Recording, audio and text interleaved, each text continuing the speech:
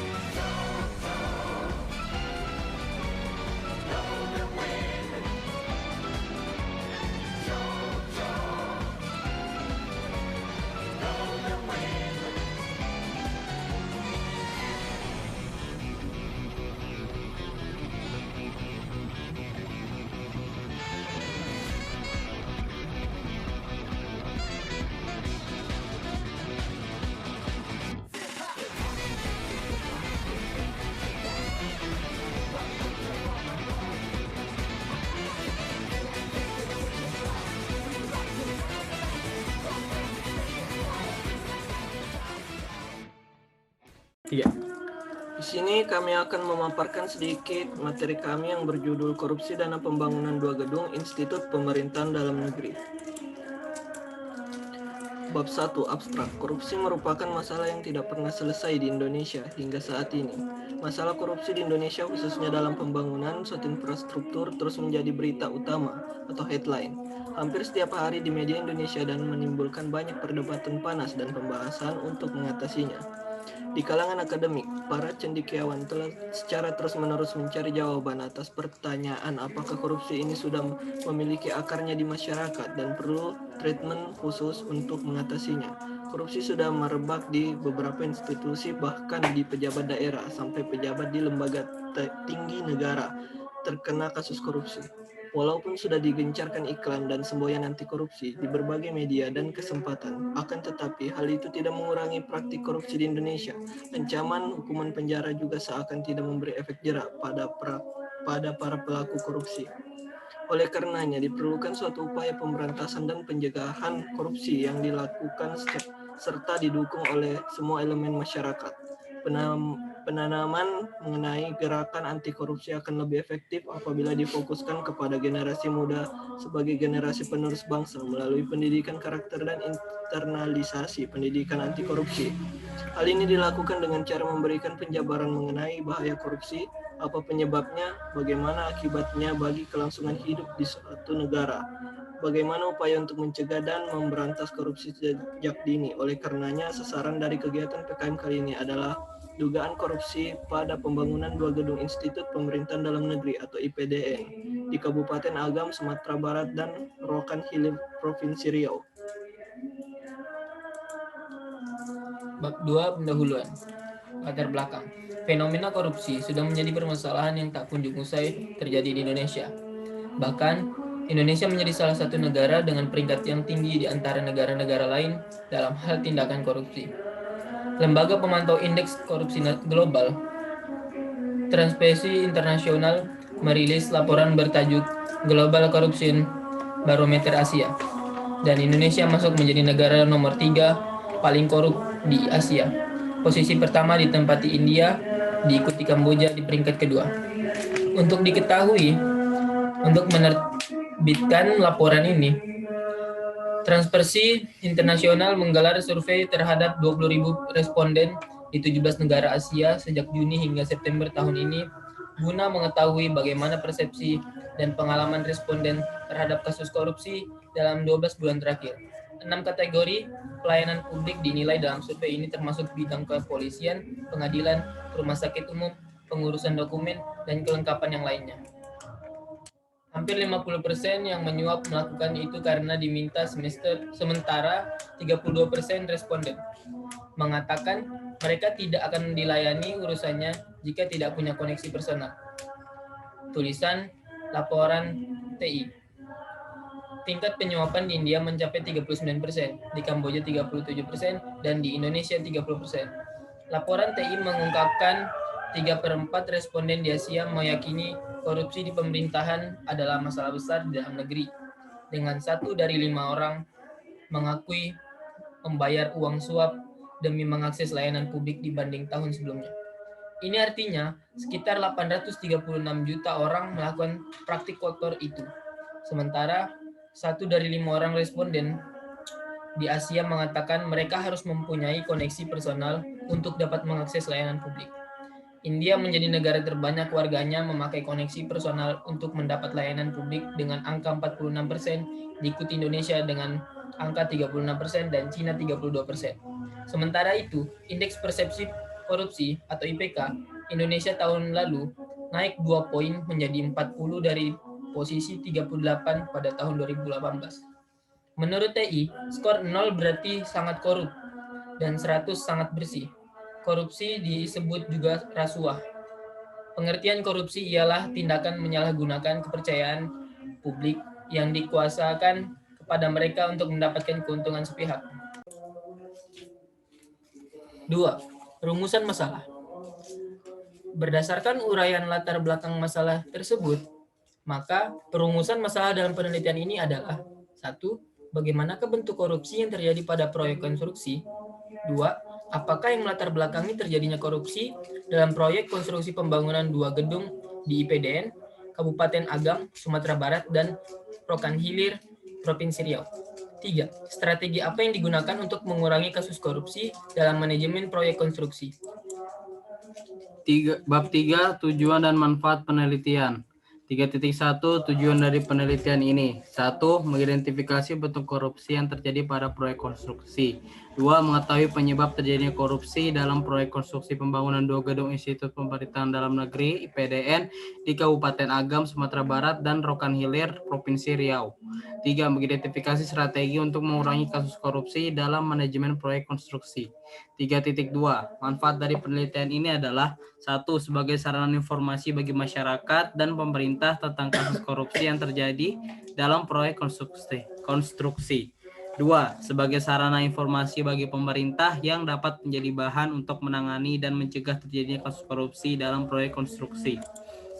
3.3 Ruang lingkup. Batasan masalah yang digunakan pada penelitian ini diantaranya: 1. Penelitian untuk kasus korupsi dalam proyek konstruksi dibatasi untuk wilayah Kabupaten Agam, Sumatera Barat, dan Rokan Hilir, Provinsi Riau.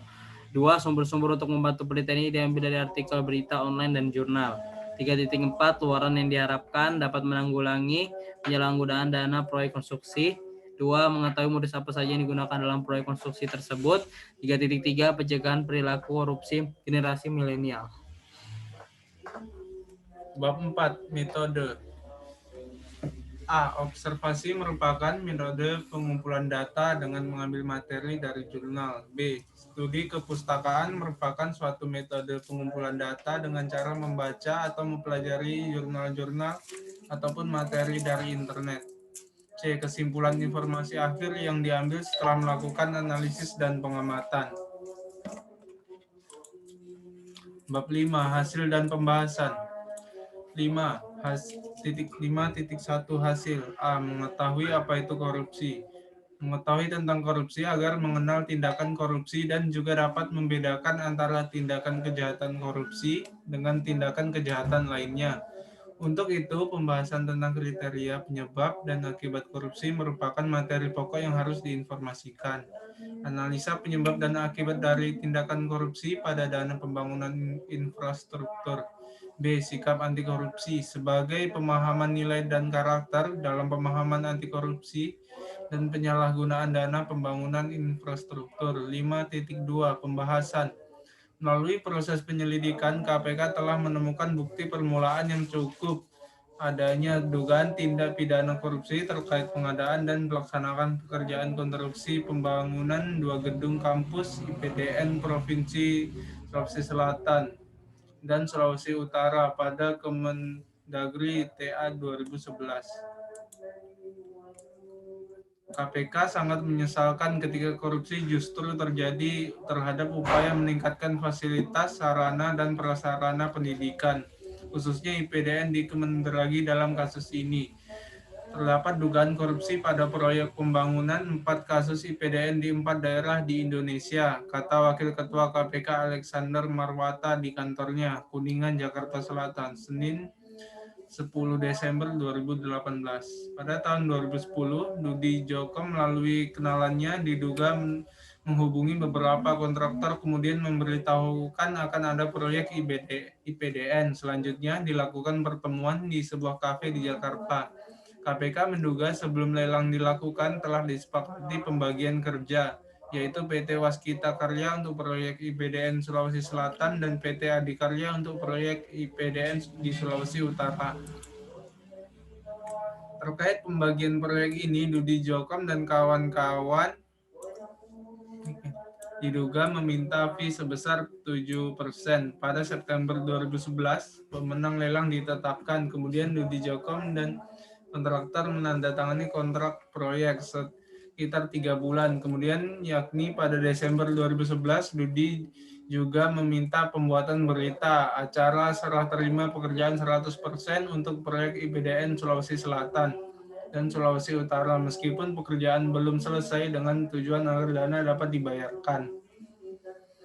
Dari kedua proyek tersebut, diduga negara mengalami kerugian total sekurangnya 21 miliar rupiah yang dihitung dari kekurangan volume pekerjaan pada dua proyek tersebut, yaitu proyek pembangunan kampus IPDN di Sulawesi Selatan sekitar 1,18 miliar rupiah dan proyek pembangunan kampus IPDN di Sulawesi Utara sekitar 9,378 miliar rupiah.